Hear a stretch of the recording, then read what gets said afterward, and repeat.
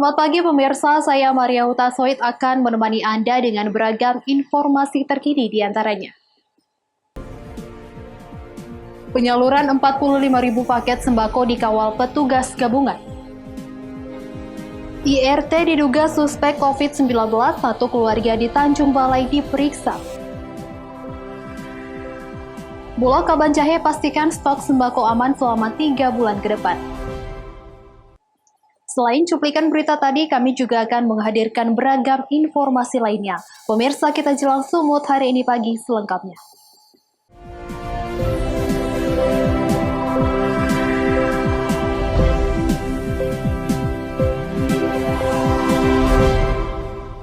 Pemerintah Kota Binjai, Sumatera Utara mulai menyalurkan bantuan untuk 45.000 lebih kepala keluarga yang terdampak COVID-19. Penyaluran bantuan ini dilakukan secara bertahap dan diantar langsung ke rumah warga.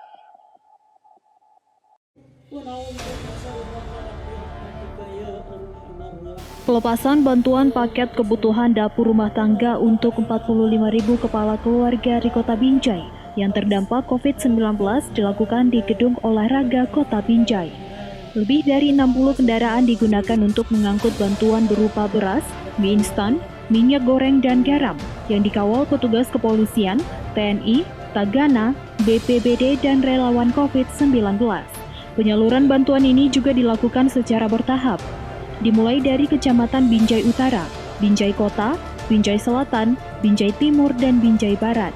Hari ini dimulai dari Kecamatan Binjai Utara dan Binjai Kota. Selanjutnya akan dibagikan ke kecamatan lainnya pada hari berikutnya. Wali Kota Binjai Muhammad Idaha mengatakan, hari ini penyaluran bantuan ke warga yang terdampak COVID-19 mulai disalurkan secara bertahap. Bantuan akan diberikan secara langsung ke rumah warga.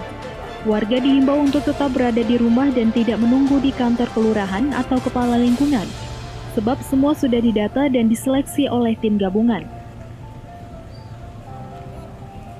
Ini kita mendahulukan untuk menyelesaikan pendistribusian bantuan yang terdampak pandemi COVID-19 di Kota Binjai di kelurahan di Kecamatan Binjai Utara.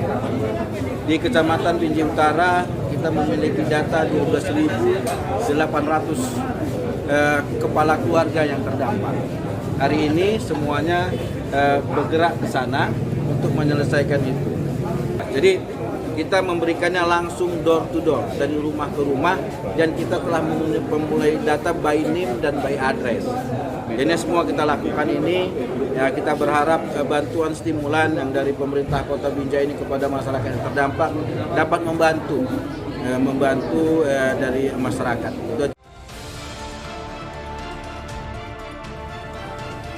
Untuk warga yang nantinya tidak mendapatkan bantuan tetapi berhak mendapatkannya, masih ada paket yang disiapkan untuk warga tersebut, sehingga warga tidak perlu khawatir tidak mendapat bantuan COVID-19. Wahyu Pratama melaporkan untuk Evarina TV.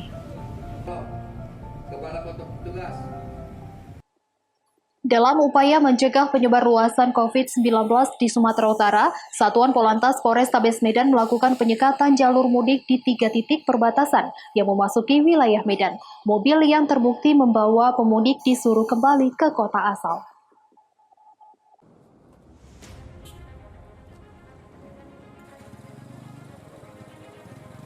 Kementerian Perhubungan Indonesia mengeluarkan Peraturan Menteri Perhubungan atau Permenhub soal larangan mudik Lebaran tahun 2020 yang bertujuan untuk mencegah penyebaran virus corona. Larangan mudik ini berlaku secara nasional. Adapun ruang lingkup dari peraturan ini adalah larangan sementara pengguna sarana transportasi umum, baik untuk transportasi darat, laut, udara, dan kereta api, serta kendaraan pribadi dan sepeda motor. Dalam Permenhub diatur kendaraan transportasi tidak diperkenankan keluar masuk wilayah zona merah penyebaran virus corona dan wilayah yang telah menerapkan PSBB. Dalam hal ini, Satlantas Polrestabes Medan melakukan penyekatan di 3 titik perbatasan: Posko Diski Perbatasan Aceh Medan, Posko Tanjung Morawa Perbatasan Deli Serdang Medan, dan Posko Sibolangit Perbatasan Tanah Karo Medan. Dalam operasi yang digelar di Posko Diski Jalan Medan Binjai kilometer 12, petugas Satlantas Polrestabes Medan dan Polsek Sunggal dapati beberapa mobil pribadi yang membawa penumpang hendak mudik ke kota Medan. Petugas langsung menertibkan supir dan menghimbau kepada penumpang untuk balik ke daerah asal. Kasat Lantas Polrestabes Medan AKBP Sony W. Siregar mengatakan, hal ini dilakukan untuk mengurangi angka pergerakan mudik masyarakat khususnya ke kota Medan. Kembali melakukan pengecekan di checkpoint 2, pos 2 dalam rangka operasi ketupat untuk membatasi dan menyekat jalur dalam rangka arus mudik para warga ataupun masyarakat yang akan masuk ke kota Medan. Semua masih dalam konteks operasi ketupat Toba 2020.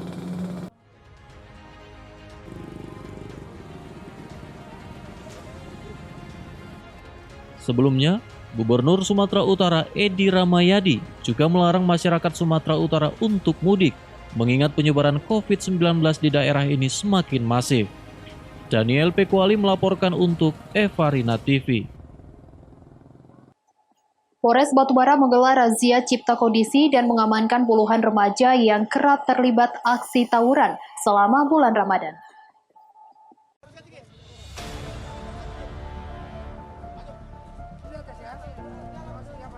Puluhan remaja ini diamankan di sekitar Kelurahan Tanjung Tiram, Batubara karena akan melakukan aksi tawuran. Polisi langsung menggelandang para remaja tersebut ke Mapolres Batubara untuk didata dan diberi pembinaan. Para remaja tersebut langsung dihadapkan dengan para orang tuanya masing-masing di ruangan Aula Bayangkara Polres Batubara, sehingga suasana haru menyelimuti permintaan maaf para remaja yang terlibat tawuran. Di hadapan orang tua dan polisi, mereka berjanji tidak akan mengulangi perbuatannya. Para remaja tersebut akhirnya diperbolehkan pulang bersama orang tuanya. Sebelumnya, 2 kelompok remaja terlibat tawuran di Jalan Rakyat Kelurahan Tanjung Tiram selama 2 hari berturut-turut pada awal bulan Ramadan ini. Mereka saling serang dengan melemparkan batu, kayu, botol, bahkan petasan. Aksi tawuran antar 2 kelompok remaja ini sudah kerap terjadi karena saling ejek. Aksi tersebut juga sudah sangat meresahkan warga, karena rumah warga banyak yang rusak terkena lemparan batu. Kapolres Batubara AKBP Iwan Lubis menyayangkan aksi tawuran yang sempat viral di media sosial tersebut. Kapolres meminta semua pihak menjaga kondusivitas selama bulan Ramadan. Perlu kami sampaikan bahwa kami Polres Batubara dan Polsek Labuan Ruku dan juga unsur pemerintahan setempat, ya, tokoh pemuda juga sudah berusaha secara maksimal bagaimana mengatasi supaya tidak terjadi tawuran di wilayah Tanjung Tiram sekitarnya. Ini informasinya tradisi, tapi tradisinya tradisi yang tidak baik, ya. Tradisi yang sangat-sangat yang memalukan. Taufik melaporkan untuk Eva Rina TV.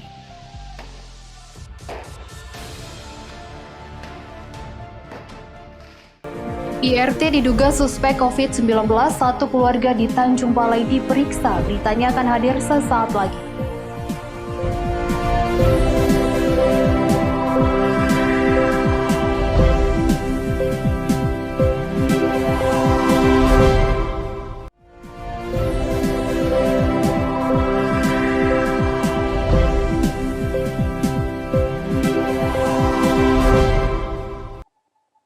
Terima kasih masih bersama kami. Mencegah penyebaran COVID-19, UPT Puskesmas Semula Jadi bersama Dinas Kesehatan, Camat, serta TNI Polri Tanjung Balai melakukan kunjungan observasi dan penyemprotan disinfektan di Jalan Karya, Kota Tanjung Balai terhadap 1 keluarga pasien dengan status PDP.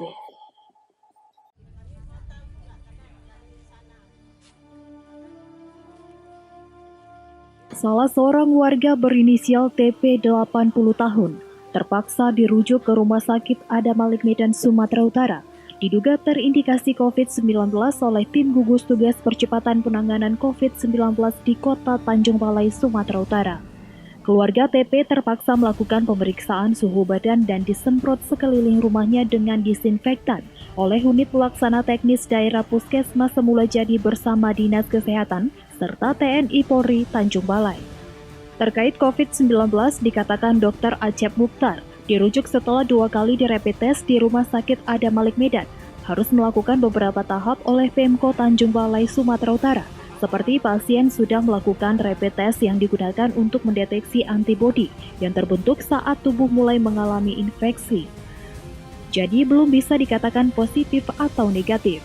Pasien yang dinyatakan positif atau negatif hanya jika sudah dilakukan tes PCR dengan menggunakan sampel lendir dari hidung dan tenggorokan oleh pihak berwenang, dan pasien sudah dirujuk ke Rumah Sakit Marta Friska Medan. Selanjutnya melakukan observasi kesehatan kepada seluruh anggota keluarga pasien dan menganjurkan isolasi mandiri selama hasil PCR COVID-19 belum keluar, serta melakukan penyemprotan disinfektan di lingkungan sekitar rumah pasien.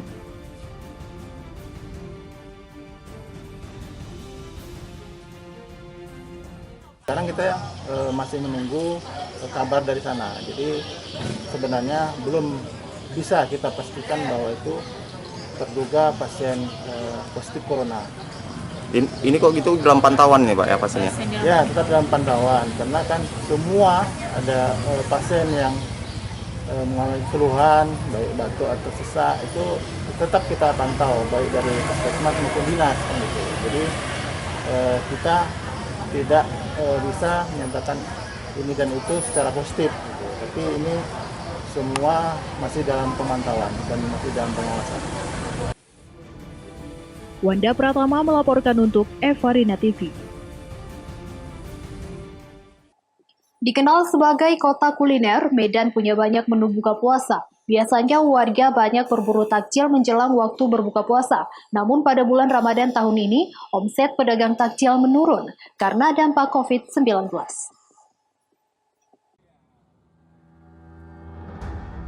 Pedagang takjil di kawasan Jalan Amaliun, Kota Medan terlihat sepi dari pembeli yang ingin berbuka makanan kecil sebelum berbuka puasa. Hal ini dikarenakan warga memilih untuk tidak keluar rumah di tengah pandemi COVID-19. Dibanding dengan tahun sebelumnya, warga Kota Medan selalu ramai berburu takjil di berbagai lokasi yang ada di Kota Medan. Selain pembeli yang berkurang, pedagang juga ikut berkurang pada Ramadan kali ini. Seperti dirasakan Lina, pedagang musiman yang sudah berjualan puluhan tahun di Jalan Amaliun. Dia mengaku sedikit was-was berjualan di tengah pandemi COVID-19 ini, namun ia tetap menjaga jarak dengan pembeli dengan pola physical distancing. Menurutnya, pembeli di tengah wabah corona menurun dibanding tahun lalu. Hanya langganan saja yang tetap setia belanja menu berbuka puasa miliknya. Kami ya, kayak mana mau dibilang ya, setiap tahun kami kayak gini kami ya merasa was-was juga, tapi ya kami menjaga jarak juga lah penjualan yang buka puasa ini. Nah sejauh ini kalau untuk pembeli dibandingkan tahun sebelumnya apakah lebih ramai atau? Kami rasa biasa saja, karena setiap tahun langganan kami itu aja datang kemari. Harapannya mudah-mudahan habis, rezeki kami banyak di rumah kan, ya kan? Itu aja, kami udah pasrah aja lah. Petugas kepolisian juga terlihat di lokasi penjualan takjil berbuka puasa tersebut untuk tetap memberikan himbauan kepada masyarakat, menjaga kesehatan dan tetap di rumah saja untuk memutus mata rantai penyebaran COVID-19. Wahyu Pratama melaporkan untuk Evarina TV. Petugas kapal patroli Lanal Tanjung Balai Asahan berhasil menyelamatkan 20 pekerja migran ilegal dari Malaysia dalam satu kapal di perairan Tanjung Si Api-Api. Kapal yang berisikan 14 pria, 4 wanita, serta 1 balita ini dievakuasi petugas dan langsung dibawa ke posko pemantauan Lanal Tanjung Balai Asahan. Untuk mencegah penyebaran COVID-19, para pekerja migran ilegal ini disemprot cairan disinfektan dan dilakukan pemeriksaan suhu tubuh. Tidak hanya itu, seluruh barang bawaan tak luput dari pemeriksaan petugas. Selanjutnya, para pekerja migran dibawa ke posko karantina sementara COVID-19 Kota Tanjung Balai. Salah satu pekerja migran mengaku sudah 7 hari terombang-ambing di laut. Tidak hanya itu, mereka dikenakan biaya mahal, bahkan barang bawaan mereka hilang di perjalanan. Itulah dari kapal-kapal yang lewat-lewat itu kami minta itu. Ada yang ngasih, ada yang enggak. Kalau tak ada air minum, kami minta minum air laut. Kira-kira ini kan ada banyak lagi nggak TKI kita yang masih tertahan di sana? Oh banyak masih. Sebelum dijemput, para pekerja migran dari berbagai daerah seperti Sumut dan Aceh ini dihimbau untuk melakukan isolasi mandiri selama 14 hari. Wanda Pratama melaporkan untuk Evarina TV. Pemirsa, Sumut hari ini akan kembali dengan informasi menarik lainnya. Tetaplah bersama kami.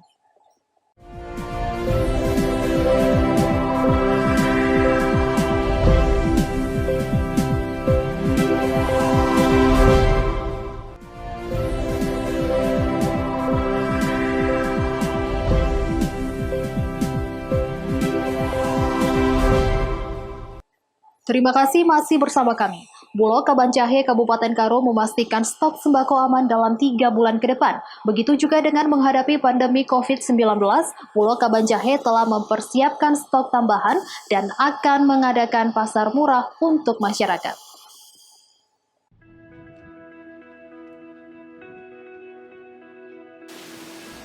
Dalam menyambut bulan suci Ramadan, Bulog Kabanjahe Kabupaten Karo memastikan stok bahan sembako aman dalam 3 bulan ke depan.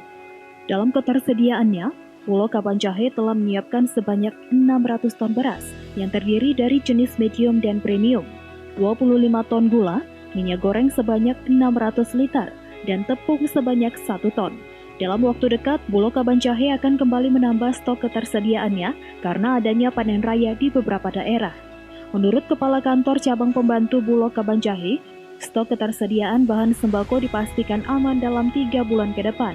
Ketersediaan sembako ini bukan hanya untuk Kabupaten Karo, melainkan akan didistribusikan ke kabupaten lain seperti Kabupaten Dairi dan Kabupaten Pakpak Barat. Dalam menghadapi pandemi COVID-19, Bulog Kabanjahe juga telah menyiapkan tambahan ketersediaan bahan sembako, di mana beberapa kabupaten sudah berkoordinasi untuk meminta sejumlah sembako yang akan didistribusikan kepada masyarakat.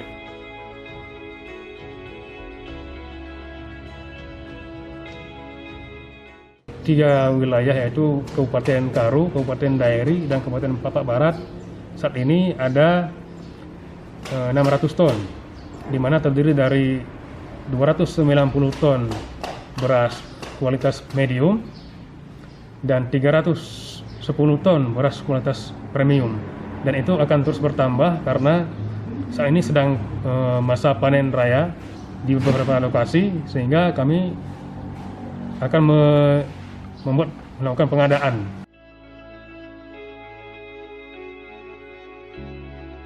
Selain itu, nantinya juga akan diadakan pasar murah bagi masyarakat yang digelar di tiap kecamatan dalam menghadapi Lebaran sekaligus menghadapi pandemi COVID-19 ini. Chandra Bukit melaporkan untuk Evarina TV.